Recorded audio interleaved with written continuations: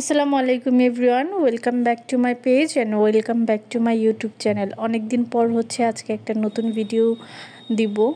আর ভিডিওর ফার্স্টে হচ্ছে একটা গুরুত্বপূর্ণ টিপস দিয়ে নিই। মাঝে মাঝে আমরা যখন ক্যানভাস আর্ট করি তখন দেখবেন ক্যানভাসে কোনো এক জায়গায় একটু চাপ লাগার ফলে হচ্ছে সেই অংশটা একটু বাঁকা হয়ে যায় বা একটু ভিতরের দিকে চলে যায়, অথবা অনেক ক্যানভাস দেখবেন পাতলা হওয়ার কারণে একটু লুজ লুজ টাইপ। তো এটা নিয়ে একজন কোয়েশ্চেন করেছিল, আর সেটা থেকে মনে হলো এটা একটা ইম্পর্টেন্ট টপিক।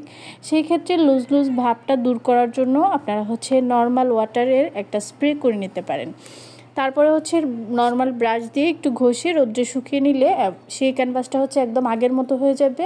আর আমার কাছে মনে হয় শুধু আগের মতো না, আগের চেয়ে একটু বেটার হয় এবং একটু টাইট টাইট একটা ভাব চলে আসে।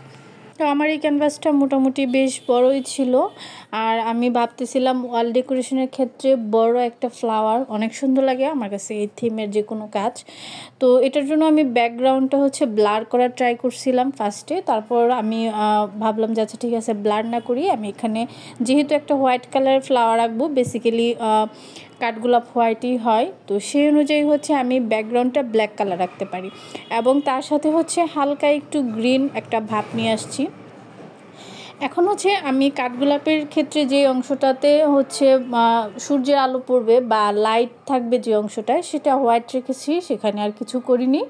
যে অংশটাতে আমার একটু ছায়া পড়বে বা হচ্ছে ডার্কনেস ভাবটা থাকবে, সেখানে হচ্ছে আমি সাদা কালারের সাথে হালকা একটু ব্ল্যাক কালার মিক্সড করে মিডল একটা কালার ক্রিয়েট করেছি এবং সেটা অ্যাপ্লাই করেছি। আমি এখানে আগে হচ্ছে ছায়ার অংশটুকু একটু কালার করে নিচ্ছি, তারপরে হচ্ছে বাকি অংশটুকু কালার করব।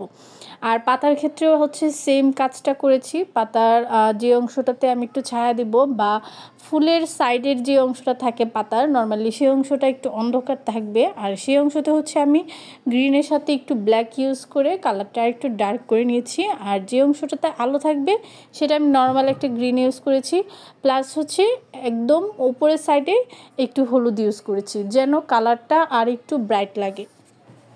এরপর হচ্ছে আমি কাঠগোলাপের বাকি কাজটা করতেছি। এখানে আমি হলুদের মধ্যে সাদা যে কাঠগোলাপগুলো হয় সেটা আঁকলাম।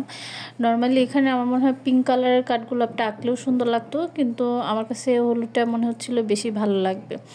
যদিও হাফ কাজ করার পর আমার মনে হয়েছিল যে না, চেঞ্জ করে ফেলি। আসলে আমি প্রত্যেকটা কাজ হাফ করার পর আমার কাছে কেন জানি ভালো লাগে না, মনে হয় যে ভালো হচ্ছে না বা আমি যে টার্গেট নিয়ে আঁকতেছি সেটা হচ্ছে না। তারপর আমি একটু সাহস করে বাকিটা আঁকলে লাস্টে মনে হয় না ঠিক আছে। মোটামুটি আমার মনে হয় সব আর্টিস্টদের ক্ষেত্রে এরকম হয়, হাফ একটা কাজ অর্ধেকে চলে আসলে মনে হয় যে হচ্ছে না বা পারফেক্ট হবে কি না, এরকম একটা টেনশন থাকে। আমার তো অনেক বেশি থাকে। আচ্ছা, এবার হচ্ছে কাঠগোলাপ পেন্ট করতে করতে আমি আমার কোর্সের ব্যাপারে কিছু কথা বলি। নর্মালি আমি কোর্স নিয়ে বলেছিলাম যে একটা কোর্স আসবে এবং সেটা আসবে ইনশাল্লাহ। আমার অনেক দিন পর যখন আমি পেজে ঢুকি বা পেজে লগ ইন করি তখন আমার অনেক অনেক অনেক মেসেজ ছিল, প্লাস হচ্ছে কমেন্ট বক্সে সবসময় কমেন্ট আসে যে আমি কবে নেক্সট যে কোর্স সেটা স্টার্ট করব, হতে পারে হ্যান্ড প্রিন্ট বা হচ্ছে ক্যানভাস নিয়ে কোনো কোর্স। তো আমি মাঝখানে খুব অসুস্থ ছিলাম, তারপর হচ্ছে আমার এক্সাম ছিল।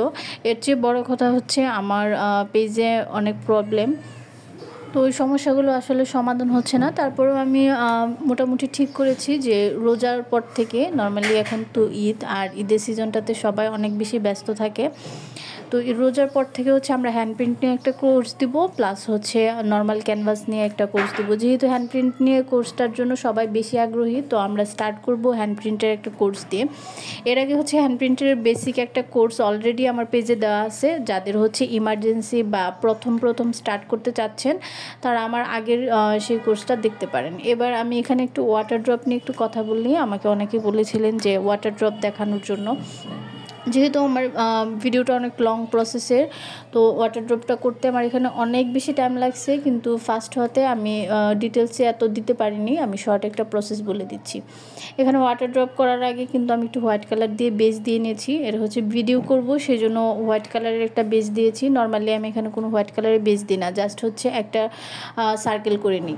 তো হোয়াইট কালারের বেস দেওয়ার পর আমি একটা পাশে হচ্ছে ডার্ক কালার রাখবো। আমি ফার্স্টে হচ্ছে ব্ল্যাক কালার দিয়ে আউটলাইনটা করেছি, তারপর হচ্ছে গ্রিন ইউজ করেছি মাঝে, এবং তার বিপরীত দিকে হচ্ছে আমি হোয়াইট কালার ইউজ করেছি। এখন ওয়াটার ড্রপের ক্ষেত্রে যেহেতু পানির নির্দিষ্ট কোনো কালার নেই, আপনি নিচে কি ব্যাকগ্রাউন্ডটা রেখেছেন বা ব্যাকগ্রাউন্ড কালার কি, সে অনুযায়ী হচ্ছে আপনারা ওয়াটার ড্রপের কালারটা দিবেন। এখানে দুইটা কালার হচ্ছে কমন, আপনাকে হচ্ছে ব্ল্যাক কালার রাখতে হবে ফার্স্টের দিকে ডার্ক করার জন্য, এবং লাস্টের দিকে হচ্ছে হোয়াইট কালার রাখতে হবে। মিডলে হচ্ছে আপনার ব্যাকগ্রাউন্ডটা যে কালার সেই কালারটা দিয়ে দুটো একসাথে ব্লেন্ড করে দিবেন। এখানে ব্লেন্ডিংয়ের ব্যাপারটা ইম্পর্টেন্ট। আর সেকেন্ড ইম্পর্টেন্ট একটা টপিক হচ্ছে এখানে আপনি যে ওয়াটার ড্রপটা দিচ্ছেন সেটারও কিন্তু একটা শ্যাডো হবে, আর শ্যাডোটা আমি এখানে একটু ব্ল্যাক কালার ইউজ করেছি আর একটু গ্রিন কালার ইউজ করেছি যেহেতু ব্যাকগ্রাউন্ডটা গ্রিন। তো ওয়াটার ড্রপ নিয়ে যদি সবাই চান আমি একটা ডিটেলস ভিডিও দিব, সেখানে শুধু ওয়াটার ড্রপ দেখাবো, আসলে এটা একটা ডিটেলস কাজ। তো এটা হচ্ছে আমার ক্যানভাসের ফাইনাল লুক। সবার কাছে কেমন লেগেছে অবশ্যই জানাবেন। আল্লাহ হাফিজ।